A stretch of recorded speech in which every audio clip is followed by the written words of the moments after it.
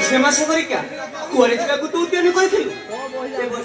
सागरिका ମୋ ବାବାର ବେଗରେ ଉଠି ଅଛନ୍ତି ସାଗରିକା ମୋ ଅବସ୍ଥାରେ ଅଛନ୍ତି ମୁଁ ତାଙ୍କୁ ଖୋଜିବା ପାଇଁ ଚାହୁଁଥିଲି ଦେବର୍ଷୀ ତୁ ସେଥିପାଇଁ କିଛି ଚିନ୍ତା କରନି ମା ତୋ ପିତା ତ ପ୍ରଭୁ ଜଗନ୍ନାଥଙ୍କ ପାଖରେ ଅଛନ୍ତି ତୁ ଏଥିପାଇଁ କିଛି ଚିନ୍ତା କର ନାହିଁ ରେ ମା କଣ କହିଲେ ଦେବର୍ଷୀ ସାଗରିକା ମୋ ବାବା ଜଗନ୍ନାଥଙ୍କ ପାଖରେ ଅଛନ୍ତି ସାଗରିକା ଶୁଣ